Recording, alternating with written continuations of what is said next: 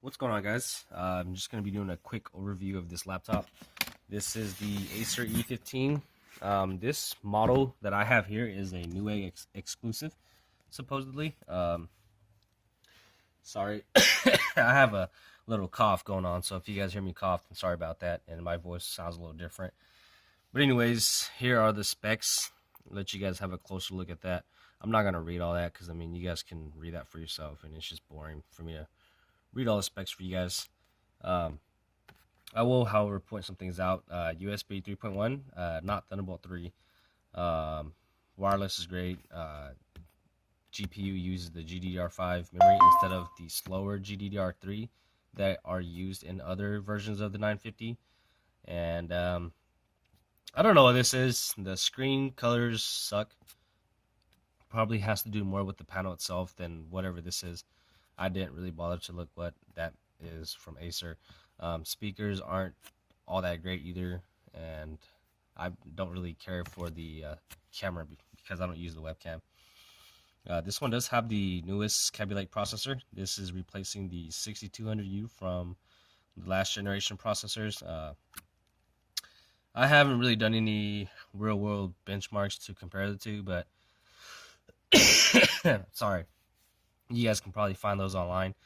And then, of course, your GTX 950M with 2 gigabytes of VRAM. And then the 8 gigabyte is, what is it? One stick. It's a Kingston stick. So that's kind of odd. Usually I see HYNIX or Samsung most. But anyway, the SSD is a M.2 SATA. This thing does not support M.2 PCIe. So you won't be able to use, like, let's say a Samsung 950 Pro or anything that's NVMe. And then the 1 terabyte is a TOSHIBA hard drive, TOSHIBA, and it's a 5400 RPM. But like I was saying, the E5-575G-57A4, that's a Newegg exclusive model only, so you cannot get this anywhere else but Newegg unless you're buying it used on eBay or something. The trackpad here is awesome in my opinion. It's buttery smooth. Some people don't like that, but I personally do. And then there is no physical buttons outside of the touchpad. It's built into the touchpad, so you got your left click and then your right click. It feels nice, not too loud. Actually feels pretty solid to me. 2-finger scroll is awesome. Pinch to zoom is awesome. Other than that, I don't really have no gripes about it, and it looks pretty cool with that chrome trim. And you got your full-size keyboard. Keyboard feels good. I mean, I don't know what to say about it, honestly, other than the fact that me opening this thing up and typing on it and playing games, I don't really have any complaints about it. It feels good. I'm not sure if I mentioned this, but I only paid $504 for this on Black Friday after the promo, and I had some codes too that I used, and it brought it down from, I think, $550 to $504. So pretty good deal. However, I will be returning this unit simply because of the small gripes that I have. Number one is this part here on the end of the palm rest and all around the laptop. This little ledge here is raised for some reason, so whenever I'm playing games like this on a coffee table, something a little higher where my palm or my wrist is actually resting on the rest, I can, whenever I move it every now and then, it'll actually scratch my hand. I'm not sure if you guys can hear that. And it's very, very annoying because, I mean, whenever you're gaming, you want your hands or whatever to be comfortable so you can, play games for however long you want it to play for. And me, personally, I don't just play games for, 30 to 40 minutes or an hour. I sit there and play for a good amount of time, and this thing here does not help me whatsoever. It causes a lot of discomfort. Why Acer chose to do that, I don't know why. If they would have made it just smooth, it would have been perfect. So, I mean, it catches your nails, it catches your wrist. Of course, usually, or most of the time, it should only just be your left hand because your left hand will be resting on this. If you're playing on a surface lower than, let's say, your shoulders, or let's just say your chest, you'll be fine since you're not really resting it. But if it's on a coffee table sitting about this high or something, and your hand's sitting right here, you're going to be rubbing on that constantly. The keyboard is not backlit, sadly. Do take note that this laptop is $699 at retail price without sales. So that's quite a bit of money to be paying on a laptop and not getting a backlit keyboard. But I mean, I knew that going in. I just figured I'd point that out anyway.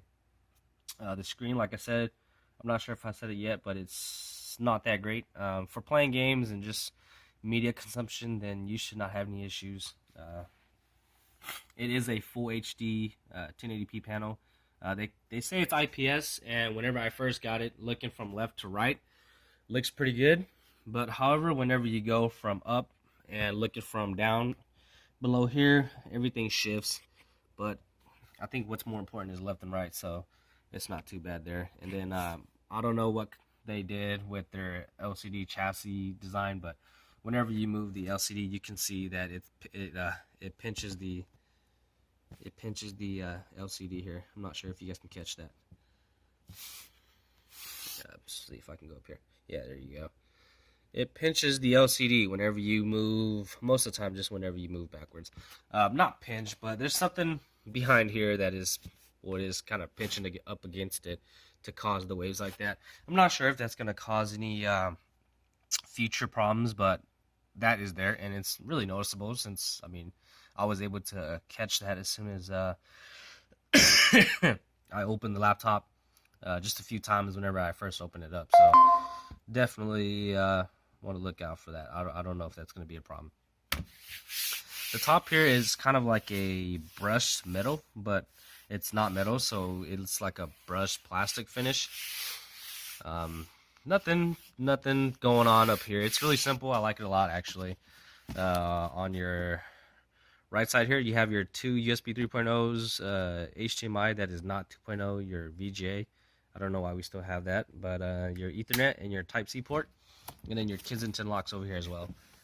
And on the right side, you have your AC port, the drive bay that we'll get to here in a little bit, and then your USB 2.0 and your mic and headphone jack combo port.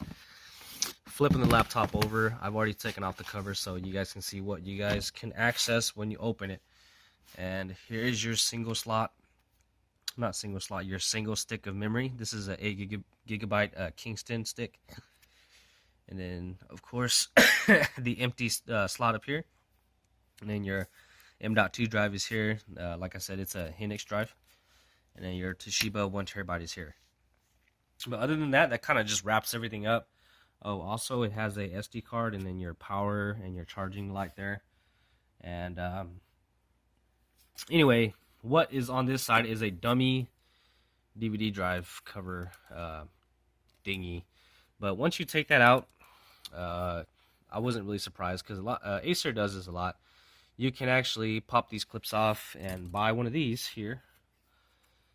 Put in a 2.5 SSD hard drive, and then put the cover on this side here, pop in the clips here, and then slide it in, and then you'll have a third drive. So this laptop is capable of holding 3 hard drives. It's nice to know because you can expand your storage. Let's say for games, or if you just want, you know, another SSD or something and want to keep this one for, you know, storage and put your games on SSD, whatever you want to do. But I just, you know, want you guys to know that the option is definitely there if you guys do want a third hard drive, or let's say if you wanted a Blu-ray drive in there. But I don't know why you would do that either, because I mean the screen sucks. But anyway, just letting you guys know that the option is there. So if you guys want to put in a third drive, it's definitely doable. If you guys want to know where I got this from as well, I can also post a link down below.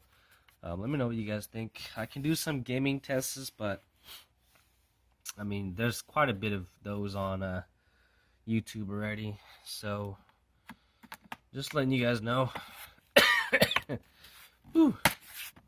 Alright, thanks guys.